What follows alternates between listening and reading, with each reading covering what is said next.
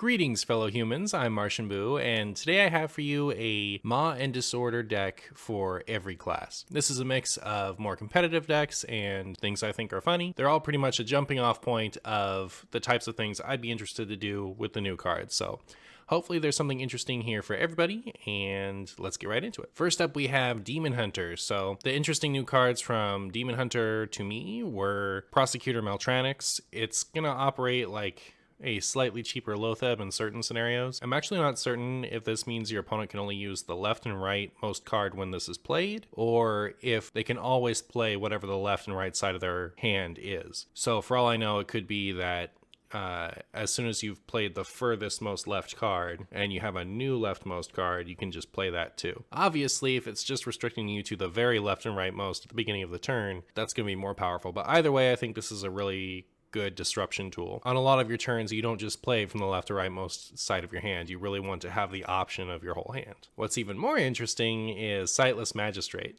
So this is fitting with the theme that Demon Hunter has already been shifting towards, which is shuffling cards back into your deck to get strong payoffs and then refilling based off of your hand being empty. Earlier in the expansion, we got Dispose of Evidence and Bibliomite. Bibliomite even got a buff. They help empty your hand, you refill with Glaive, and now you have an even more powerful tool to refill with that. So your deck is built to dump your hand and press your face, then you refill it with your powerful refill tools. For Druid, we have Mill Druid. By far the most interesting card to me, I think this whole set, is Due Process. I'm a little scared that this is going to be obnoxious. For the rest of the game, you and your opponent will each draw an extra card at the start of your turn. Where this starts to get a little gross is when you mix that with Solar Eclipse and Moonlit Guidance to play a bunch of extra copies of this. A lot of the greedier decks in the meta are not built to dump their hands, so you're just going to be burning through their deck way faster than they can do anything to stop you. So not only when you're decking yourself out alongside your opponent, you're also helping to shore up one of Jade Idol's greatest weaknesses, which is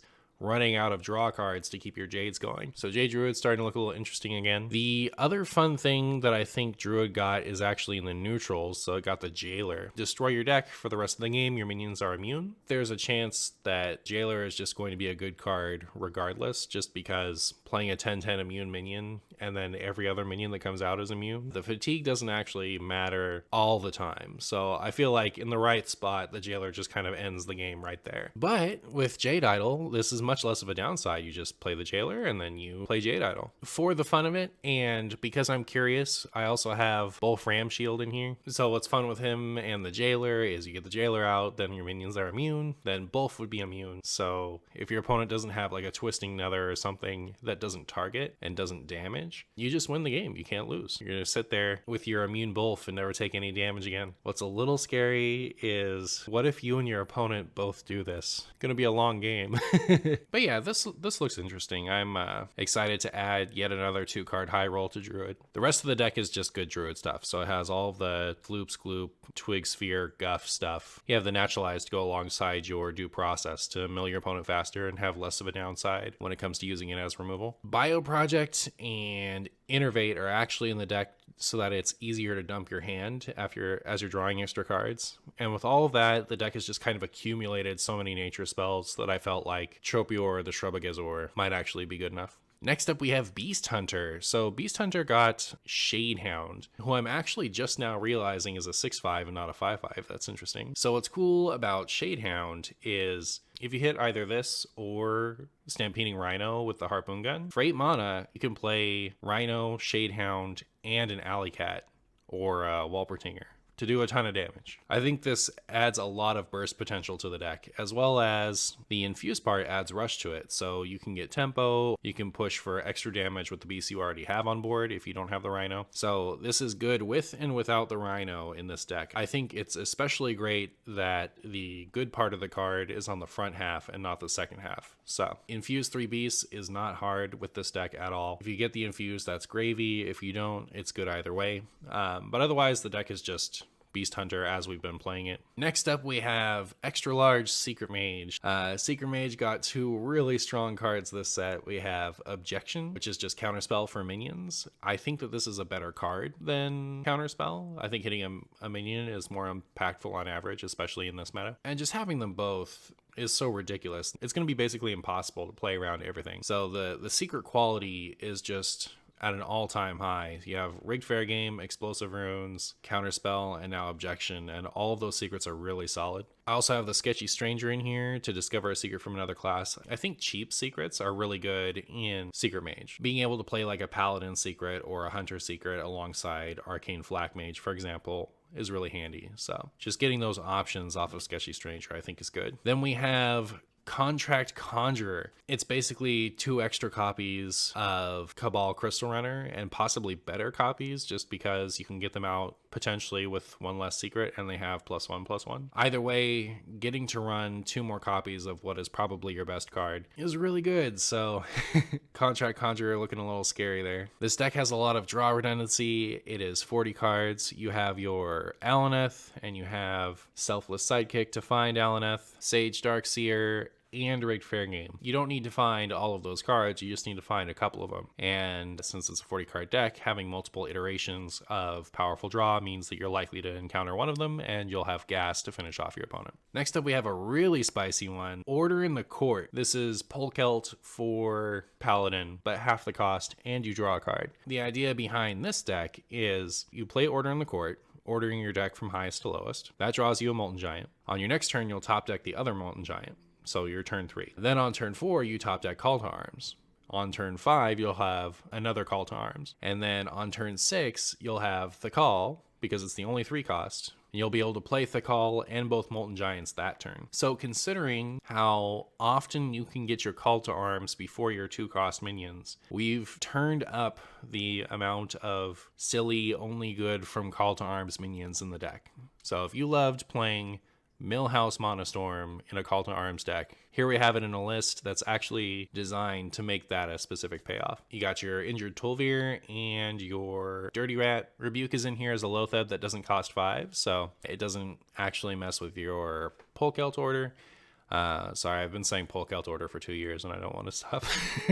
So you get one of those, and on your turn 6, you can play your Thakal and both of your Molten Giants alongside this, and your opponent can't do anything about it. Kind of a high roll deck. It's like a cheesy, silly way to maybe abuse the new Order in the Court card. I think this card has a lot of potential. I don't know if this is going to be the way that it gets used, but pick a strong Paladin card, have this tutor it, and do something interesting. Next up, we have Minion Inner Fire. So the new card is Clear Conscience. It buffs a minion, and then the minion can't be targeted by your opponent. So you get your Crab Rider out on 2, your opponent doesn't answer it, and then you put this on it, and you run away with the game because your opponent actually can't do anything about your Inner Fire minion. This is otherwise the list as it's been played the last month or 2. Nothing really new there. Next up, we have Secret Rogue.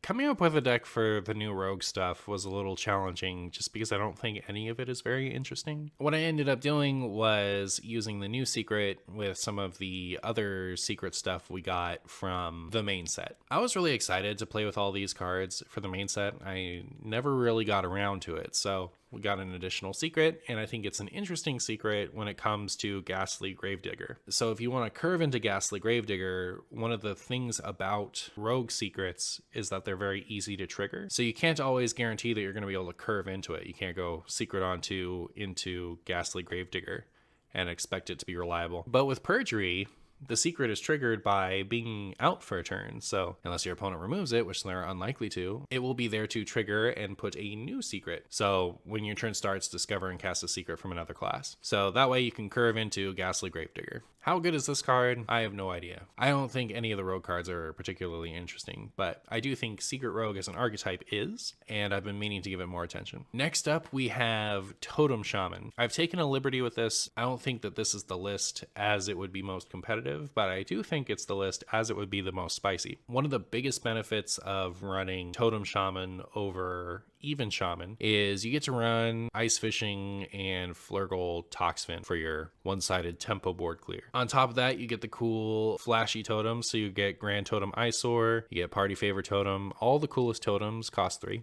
And the new card is Totemic Evidence. So if this happens to be in your opening hand and it's your only turn 1 play, you just play it. But if it's been chilling in your hand for a minute, it actually summons one of each totem instead, which is a ton of tempo. I think that this is the most powerful non-even totem payoff that we've had. This is a ton of refill, especially if you've already played Stonewright, a ton of tempo. Where I've taken the artistic liberty is Windshear Stormcaller. There's no way that this makes it into the most competitive list. I just super doubt it. But a 1-mana card. A 1-mana card now summons all 4 basic totems. The last time we had that copium was from Totem Goliath, or whatever that card was called. And it was like a 5-mana card with a death rattle to summon them all. But now you have all 4 of them on a 1-mana card that's pretty easy to infuse. So on 6, you get to get all 4 of your totems, a 5/5, and an Alakir. I think that'll be really fun. I'm excited to make some Alakirs. I think that definitely adds that extra bit of spice that it takes to make a deck like this really appealing. So if you're looking to have some fun with totems, hopefully you'll enjoy this. Next up, we have Questloc. This is an adaptation of a silly deck that I made recently. So the idea is Malchezaar's Imp and Tome Tampering is a ton of draw and mana cheat. So they help accelerate the quest, which also draws and cheats mana. And then what I like to do with that is turn all of my board clears and stuff into random legendaries and get really silly with it. One of the better things you can do, though, is play Ticketus and Denathrius. Some new stuff we got is the Jailer. In addition to both as a payoff for Jailer, we also have Mal'Ganis. You're twice as likely to have a card that will make you unable to take damage when you have to play the Jailer, or just when you have the opportunity. What's cool about the Jailer in Warlock as opposed to in Druid is if this is in your hand for Tome Tampering, it's really easy to play the Jailer a lot earlier. I actually feel like Tome Tampering, Jailer, both Mal'Ganis has some real potential, and it probably won't be realized in this deck, but I really like playing Warlock this way, so that's why I have it set up here. I have found myself running out of cards in this deck, which is another reason why the Jailer is a little bit interesting, because I'm going to deck myself out anyway. So I've always been tempted to put in Archivist Elaciana so that if I'm getting close to the edge of my deck right before Rafam, I can play this and have extra cards to transform into legendaries, which I feel like is just a terrible idea, but I'm always tempted. But now you get the extra reason to do it, because if you're going to empty your deck with the Jailer, now you can put cards back into your deck with Elysiana. Definitely all of my spiciest ideas went into this one. I do think that some of those combos probably have some potential, but I doubt it'll be realized like this. But if you want a for fun meme deck, the type that I would play, here you have it. Also in, we have Sylvanas, so good a spot as any to try out the new legendary, and then Arson Accusation, try out the new spell, see how it goes. And finally, we have Odd Warrior. Adding in the new cards made me make a lot more responsible choices, I think.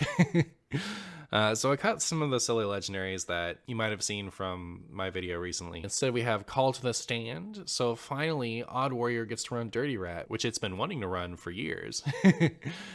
This card is not as good as Dirty Rat, not at all. So on the one hand, it is half the cost, which is nothing to scoff at. On the other hand, you don't get a 2/6 taunt body, so this is absolutely pointless against aggro.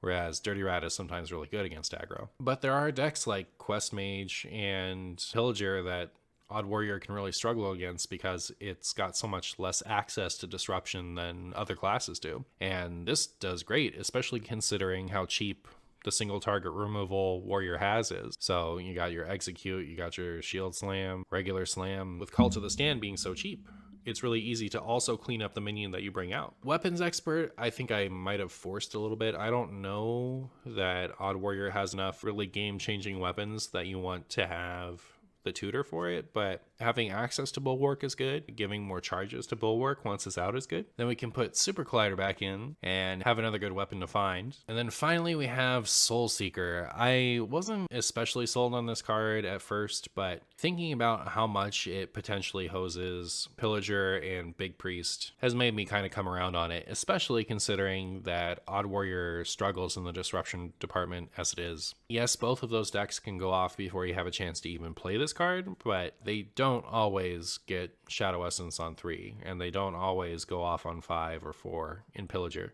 And when they don't, this can frequently just end the game on the spot. Like if it hits Neptulon, your opponent doesn't have a deck. Any minion is a good hit in Pillager. As far as general disruption, I don't think this is nearly as good, because you're frequently playing this as a 5 mana 3/3 to get like a 2/1 from your opponent into some of the slower decks. But who's to say this could be really obnoxious for all we know? That about wraps things up. I hope you found a deck or two that you're interested to try. Remember to like, comment, and subscribe for more Martian videos. I hope you enjoyed the video, and thanks for watching.